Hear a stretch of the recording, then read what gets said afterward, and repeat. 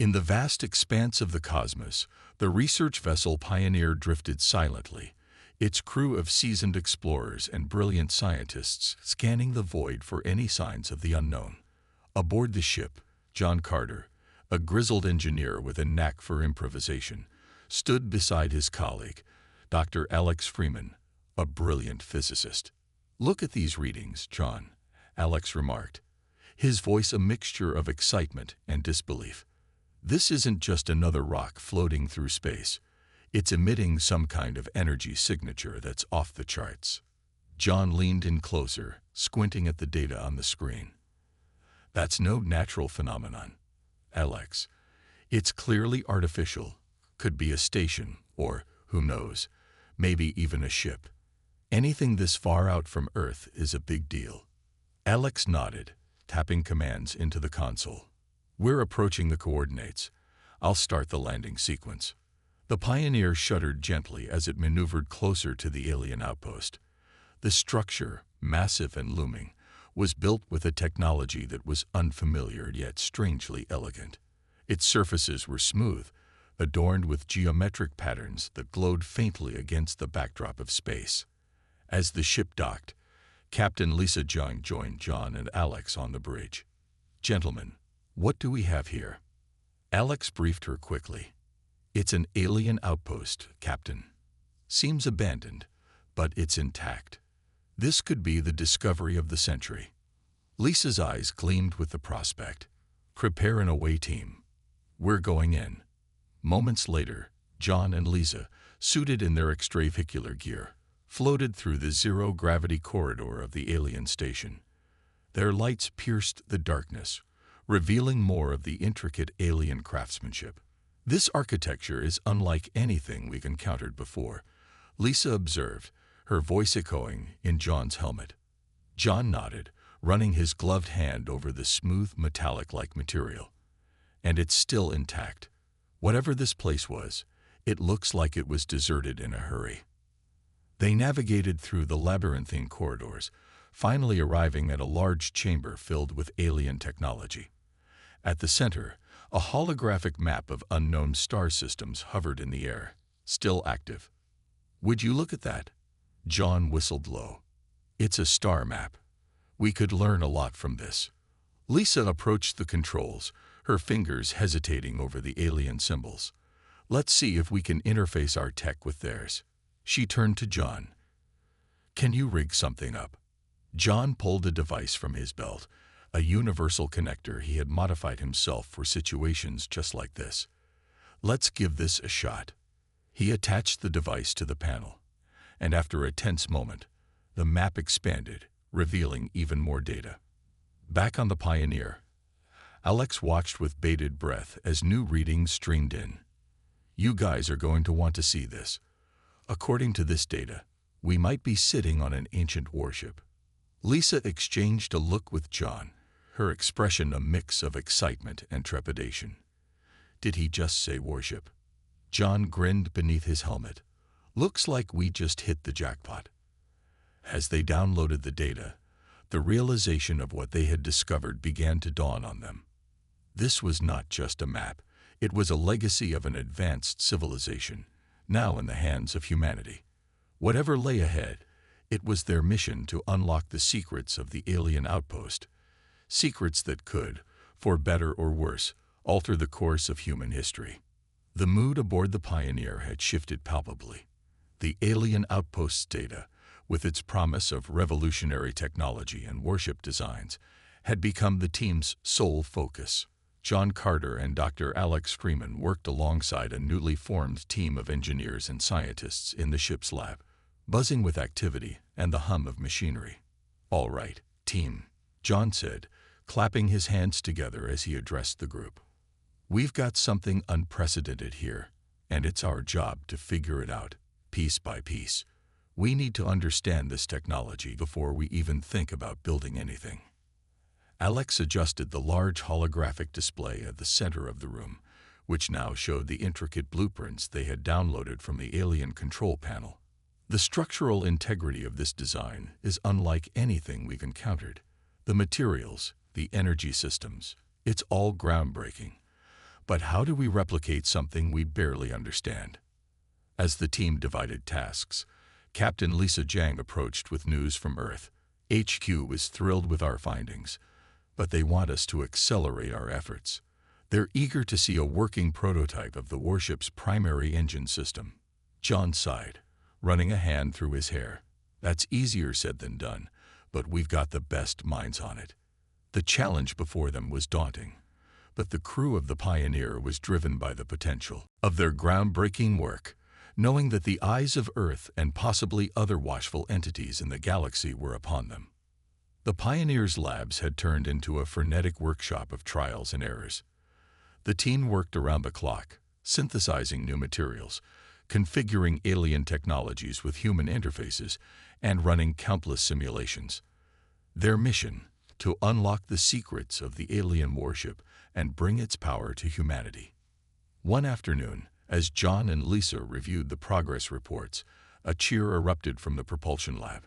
They exchanged a glance and hurried over, where Marcus and his team were gathered around a small, humming device that levitated off the ground, stable and controlled. "It works, John," Marcus exclaimed, a wide grin spreading across his face. "It's actually working." Lisa let out a relieved laugh. "This is it, then. We're on our way to building our first warship based on alien technology. This is just the beginning." John watched the device with a mix of pride and awe. "Let's keep pushing, team. This is more than just engineering. It's making history." The success reinvigorated the entire crew. There was a sense that they were no longer just explorers or engineers. They were the bridge to a new chapter in human capability, possibly on the cusp of a new era of interstellar prowess. With each successful test and prototype, the blueprint of the alien warship began to take shape in a form that humanity could understand and replicate. The task was daunting, but the Pioneer crew was driven by the potential of their groundbreaking work, knowing that the eyes of Earth and possibly other watchful entities in the galaxy were upon them. As the team prepared to test the full-scale model of the propulsion system they had developed from the alien blueprints, John Carter couldn't help but feel the weight of the moment. This test could define the future of humanity's place in the cosmos. "Everything's set, John," Marcus reported, checking the readouts one last time. "We're ready to initiate the test sequence as soon as you give the go-ahead." John nodded, steeling himself. "Do it. Let's see if we've really cracked their technology." As the engine hummed to life, a surge of energy rippled through the ship. The Pioneer shook slightly, a testament to the power they were attempting to harness. Then, abruptly, the alarms blared. Energy spiked from the engine room. Alex's voice came through the intercom, tense and alert. "We're detecting an unknown signal being broadcast into space. It's massive." John and Lisa exchanged a quick look of concern. "Shut it down, Marcus." "Now," John ordered. But it was too late. The signal had been sent, piercing through the cosmos at the speed of light. Within hours, the response came, not from Earth, but from the depths of space. A fleet of sleek, metallic ships appeared on the Pioneer's radar, closing in rapidly. They were unlike any design humans had crafted or encountered in their probes and explorations. "Unknown vessels incoming," Lisa stated, her voice level as she stared at the screen. The alien communication channel opened, and the screen flickered to reveal a being with a sharp, angular face and deep, resonant eyes. It spoke in a surprisingly smooth tone, translated almost instantly by the ship's eye. "I am Commander Tyrell of the Zenari. You have activated an ancient boundary marker of our empire.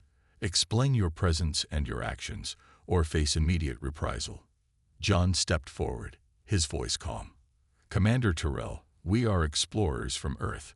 We found the station abandoned and were unaware of its significance. We meant no trespass or harm." Tyrell's eyes narrowed slightly. "Your ignorance does not excuse your actions. The technology you have tampered with is not meant for primitive species. You will cease all use of it and prepare to surrender your data." Lisa intervened, her tone diplomatic yet firm. "Commander, surely there can be an understanding. We have much to learn from each other. Perhaps there's a way to cooperate rather than confront." Tyrell considered this for a moment, then replied, "I will consult with my superiors. Do not attempt to flee or continue your experiments. We will be watching." The screen went dark, the threat hanging heavily in the air. John turned to his crew, determination in his eyes. "We need to prepare. Whether this goes the way of diplomacy or conflict, we can't be caught off guard." The Pioneer's crew sprang into action, securing the ship and analyzing the data they had on the Zenari ships. They enhanced their defenses, prepared contingency plans, and waited for the Zenari's next move. Meanwhile, Alex worked fervently to gather more information about the Zenari from the ancient databases in the outpost. "There's history here," he mused aloud. "The Zenari were once a vast empire, known for their strict territorial laws. We've stumbled into something bigger than we thought." As the Pioneer stood by, the tension was palpable. Every crew member felt the strain of the impending decisions that would shape their fate and perhaps that of humanity itself. The waiting was the hardest part, knowing that the vast universe had suddenly become much smaller and far more dangerous. The tension aboard the Pioneer had reached a breaking point. Hours turned into days as the crew awaited the Zenari's response, every sensor and scanner monitoring space for any sign of movement or aggression. John Carter spent long hours strategizing with Captain Lisa Jang, preparing for every conceivable scenario. "John, if they come back with hostile intentions, are we ready?" Lisa asked, her eyes scanning the latest defense updates. John sighed, his face drawn with fatigue and stress. "We've done everything we can to prepare. The ship's defenses are as strong as they can be without actual combat testing. We'll have to rely on our wits as much as our weapons." Their conversation was abruptly cut short by a sudden alert from the radar technician. "Multiple incoming contacts. It's the Zenari, and they're armed." On the bridge, the view screen lit up with the approaching Zenari fleet. Sleek, aggressive vessels bristling with weaponry moved into an attack formation around the Pioneer. Commander Tyrell's stern face appeared on the communication screen. "Human vessel, you have not complied with our demands. Prepare to be boarded, and your data confiscated. Any resistance will be met with force." Lisa responded immediately, her voice steady. "We have no intention of aggression, but we will defend ourselves. We can still resolve this peacefully." Tyrell's reply was cut off as the first volleys of energy weapons fired from the Zenari ships, striking the Pioneer's shields with a force that shook the entire vessel. "Battle stations," Lisa commanded. "Return fire." The ship's weapon systems, adapted from the alien technology, responded with surprising effectiveness, their energy beams cutting through the void towards the Zenari ships. John coordinated the defense from the engineering deck, rerouting power to shields and weapons as needed. "Keep those shields up, Marcus." "How's our propulsion?" "We're at 80% capacity, John," Marcus replied, stationed at the propulsion controls. "I can boost it for short bursts, but it'll put a strain on the grid." "Do it," John replied. "We need every advantage we can get." As another barrage rocked the ship, the Pioneer weaved through the Zenari fire, its advanced engines allowing for nimble movements that surprised their attackers. Meanwhile, Alex and Gino worked to deploy a series of experimental drones they had been developing. These drones, equipped with light armament and sensors, provided additional distractions and intel on the enemy's tactics. As the battle intensified, John noticed a pattern in the Zenari attack formations. "Lisa, I think I see a weakness. Their left flank drops shields momentarily when they cycle weapons. If we concentrate fire there, we might break through." Lisa nodded, directing the tactical team to adjust their targeting.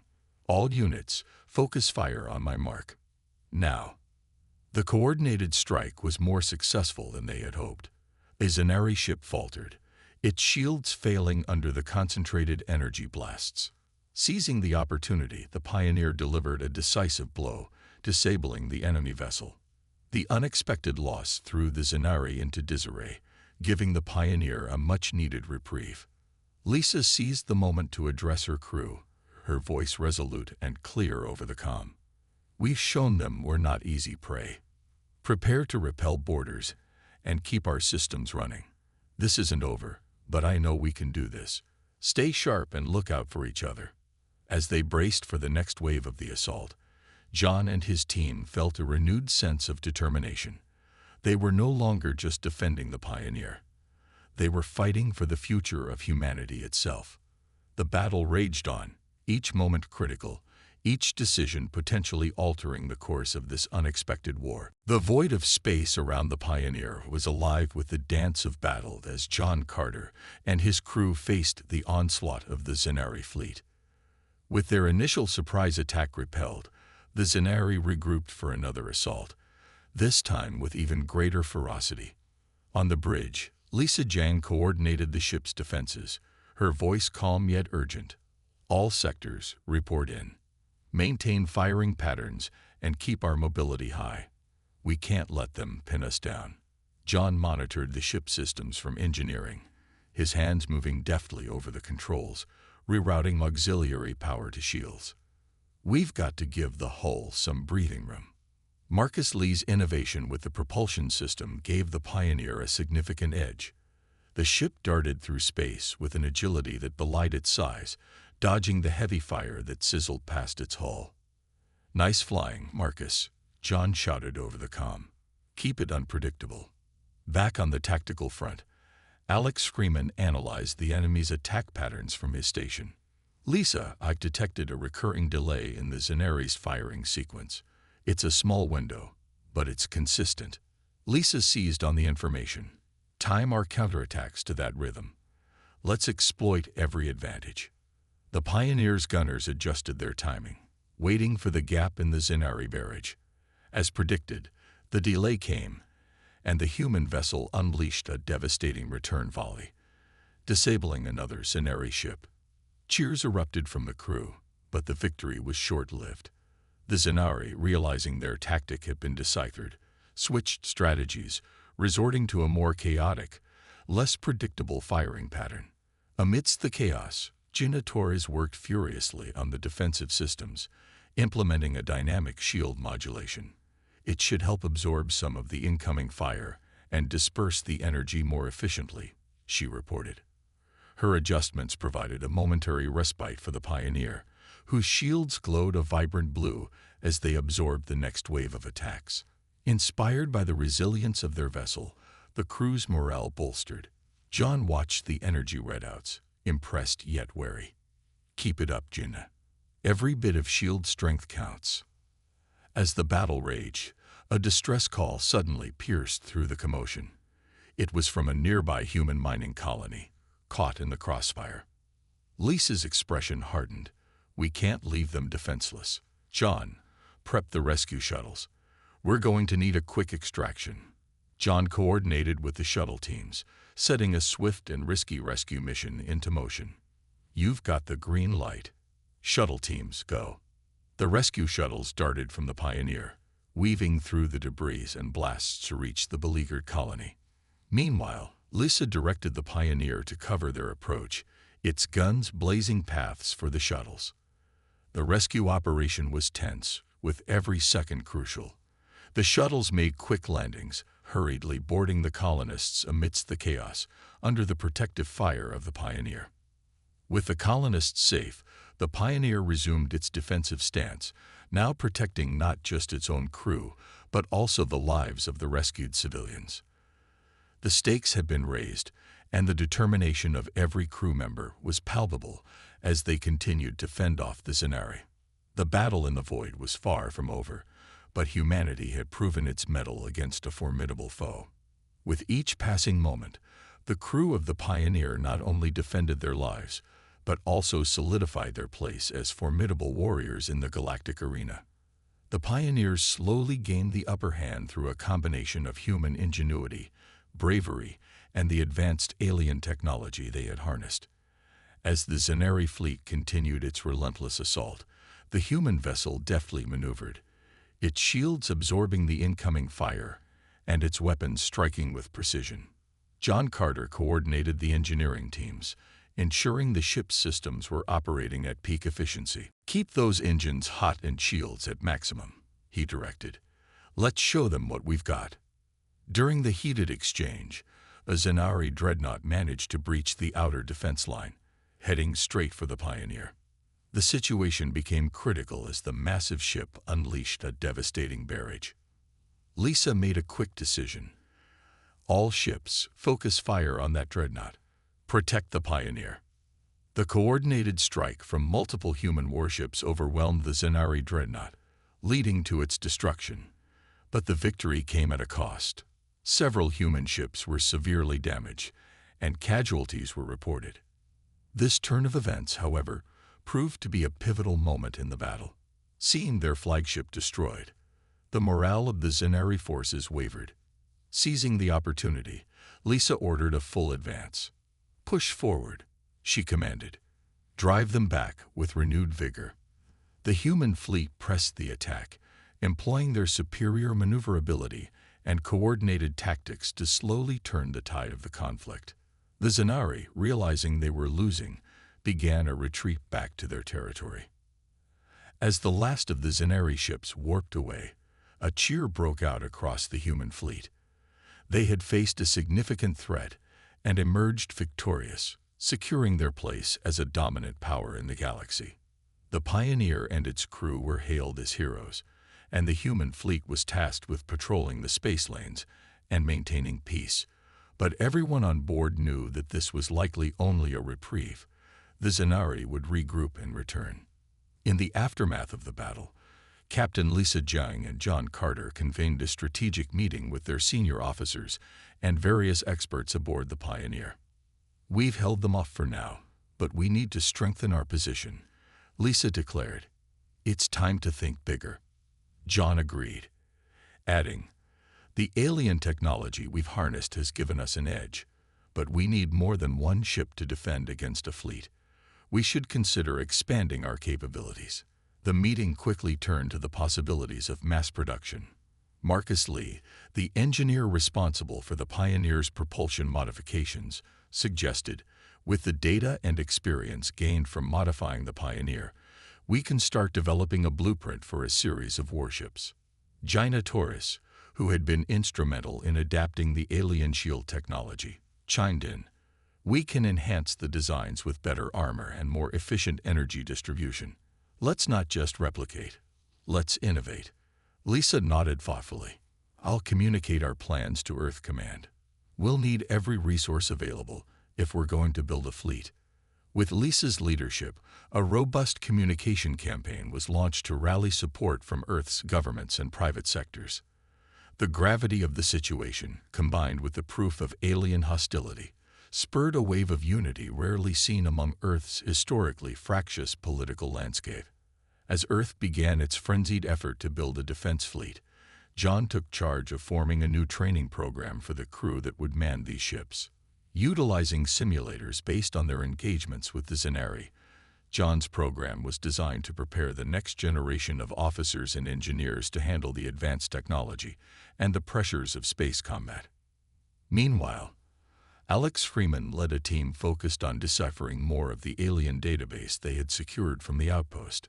Every bit of data extracted helped refine their understanding of the alien technology and its potential applications, improving their current tech and opening doors to new tactics and strategies. Weeks turned into months, and the fruits of their labor began to materialize. Earth's first 3 warships, modeled after the Pioneer, but each with unique modifications, were completed, named the Guardian, Sentinel, and Vanguard. They were soon launched into the void, joining the Pioneer and forming the nucleus of humanity's new space defense fleet. John watched the new ships join formation from the bridge of the Pioneer, a mix of pride and unease on his face. "It's a start," he said quietly to Lisa, who stood beside him, both of them looking out at the growing fleet. "It's more than that, John," Lisa responded, her voice firm with resolve. "It's a statement. We're not just surviving, we're ready to contend." As the newly formed fleet conducted drills and further integrated the alien technologies, reports came in of more Zenari activity at the border of the solar system. The message was clear. The conflict was not yet over, and the real test of humanity's resolve and capabilities was just on the horizon. But with their enhanced fleet and united front, humanity was in a far stronger position to face whatever threats emerged from the depths of space. The crew of the Pioneer, once explorers, now seasoned warriors, stood ready to defend their home and forge a new path for their species in the vastness of the cosmos. As the newly minted human fleet spearheaded by the Pioneer patrolled the outer reaches of the solar system, reports of renewed Zenari activity began to trickle in. The alien fleet, larger and more formidable than before, was amassing at the edge of human-controlled space, their intentions undoubtedly hostile. Captain Lisa Jiang convened her top advisors and fleet commanders aboard the flagship Pioneer. The mood was tense, as everyone in the room knew the gravity of the situation. The Zenari haven't taken kindly to our expansion and technological advancements. Lisa began, her voice steady. Their fleet is nearly twice the size of our encounter group. We must assume their intentions are not merely defensive. John Carter, now a veteran of these high-stakes meetings, added, "We've got better ships and better tech, but we're still outnumbered. Our tactics need to be sharp and our response precise." Marcus Lee, overseeing the fleet's propulsion and combat systems, highlighted their tactical advantages. "We've integrated the alien tech into our propulsion systems across the fleet. This gives us superior maneuverability, which we can use to our advantage in a skirmish." Gina Torres, who had been pivotal in enhancing the fleet's defensive capabilities, chimed in. "The new shielding systems have been holding up well in drills. They'll give us the edge we need to withstand their initial barrages, but sustained firefights could be problematic." As the strategy session continued, Alex Freeman, who had been deciphering more data from the alien outpost, reported in via comlink. "We have a slight edge in electronic warfare. I've managed to enhance our sensors to detect their cloaked ships. It won't give us long, but even a few seconds could make the difference." With preparations underway, the Zenari fleet made their first move, launching a series of probing attacks on the outer colonies to test the humans' defenses. Each skirmish was met with a calculated response from the human fleet, using their agility to evade heavier assaults and striking back with precision. The main confrontation occurred near Jupiter's orbit, where the Zenari launched a full-scale assault. The human fleet, now under Lisa's command, was spread in a defensive formation, the vastness of space around them buzzing with the energy of charged particle beams and the silent explosions of distant warfare. John directed the engineering teams to keep the ships running at peak efficiency. "Keep those engines hot and shields at maximum. Let's show them what we've got." During the battle, a Zenari dreadnought managed to breach the outer defense line, heading straight for the Pioneer. The situation became critical as the massive ship unleashed a devastating barrage. Lisa made a quick decision. "All ships, focus fire on that dreadnought. Protect the Pioneer." The coordinated strike from multiple human warships overwhelmed the Zenari dreadnought, leading to its destruction. But the victory came at a cost. Several human ships were severely damaged, and casualties were reported.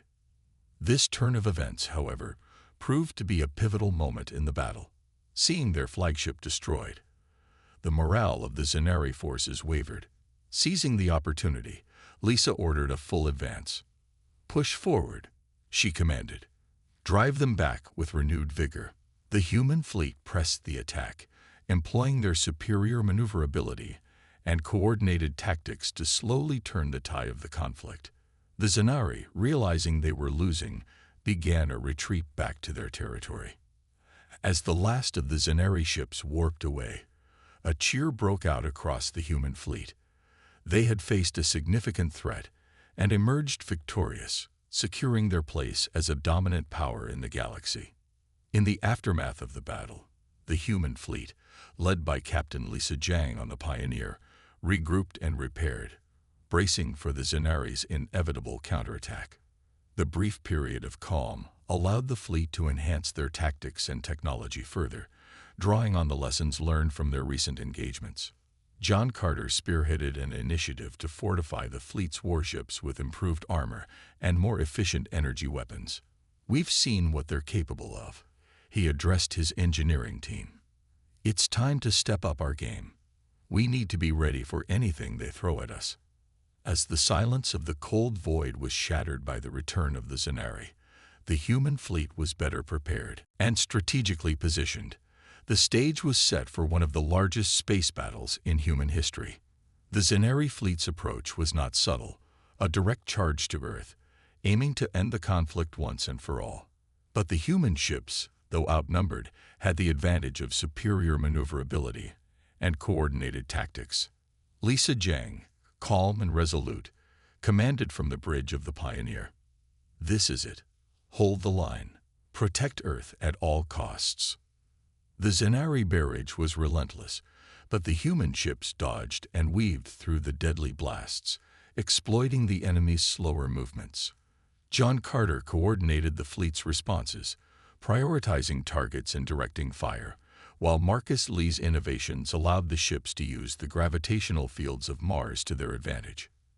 Gina Torres ensured that the defenses held, her warnings about energy reserves echoing across the fleet. "Shields are holding, but keep an eye on the reserves." As the battle reached a fever pitch, a Zanari command ship made a daring move to break through the human line. Lisa spotted the gambit and made a split-second decision. "All units, converge on that command ship. Cut the head off the snake." John and his team executed her orders flawlessly, the human ships forming a spearhead to pierce through the Zanari formation and reach their target. With a coordinated barrage of their most powerful weapons, the command ship was critically damaged, and as it exploded in a brilliant flash of light, the Zanari fleet formation broke.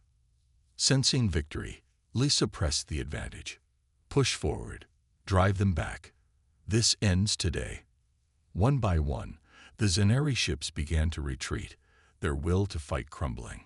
John watched the retreating ships, a mix of relief and exhaustion clear on his face. "We did it, Lisa. We actually did it." Lisa nodded, her eyes fixed on the stars beyond the battlefield. "We did more than survive, John. We secured our future." In the aftermath, Earth celebrated the fleet's victory. Humanity had not only defended their home, but also asserted themselves as a significant power in the galaxy. The victory was not without cost, but it brought with it a new era of peace and a chance for recovery and renewal. As the Pioneer and its sister ships continued to patrol the space lanes, John Carter reflected on the journey from discovery to victory, knowing that the hard-earned peace must be vigilantly maintained. The challenges that lay ahead were daunting, but with their newfound strength and unity, humanity looked forward with hope and determination lighting their way. The Zanari had returned with a vengeance, their fleet shadowing any force they had previously deployed. The human defense fleet, led by the Pioneer, braced for the inevitable confrontation, knowing that the stakes had never been higher. As the Zanari fleet advanced, a massive battle unfolded near Mars, the vast red planet serving as the backdrop to one of the largest space battles in human history. The human fleet, although outnumbered, was better prepared and strategically positioned. From the bridge of the Pioneer, Lisa Jang's voice rang out, calm and resolute. "This is it. Hold the line. Protect Earth at all costs." The Zanari barrage was relentless, but the human ships maneuvered with the agility their foes lacked. Dodging and weaving through the deadly blasts, they exploited the Zanari's slower movements. John Carter coordinated the fleet's responses, prioritizing targets and directing fire. "Use the gravitational fields of Mars to your advantage," he instructed the captains, his voice echoing across the fleet. Marcus Lee's innovations had paid off, as the human ships increased velocity for sudden directional changes and counterstrikes. Meanwhile, Gina Torres ensured that the defenses held, her warnings about energy reserves echoing across the fleet. "Shields are holding, but keep an eye on the reserves," she cautioned the ship captains. As the battle reached a fever pitch, a Zanari command ship made a daring move to break through the human line. Lisa spotted the gambit and made a split-second decision. "All units, Converge on that command ship. Cut the head off the snake. John and his team executed her orders flawlessly, the human ships forming a spearhead to pierce through the Zanari formation and reach their target. With a coordinated barrage of their most powerful weapons, the command ship was critically damaged, and as it exploded in a brilliant flash of light, the Zanari fleet formation broke. Sensing victory, Lisa pressed the advantage. Push forward. Drive them back. This ends today. One by one, the Zanari ships began to retreat, their will to fight crumbling. John watched the retreating ships, a mix of relief and exhaustion clear on his face. We did it, Lisa. We actually did it.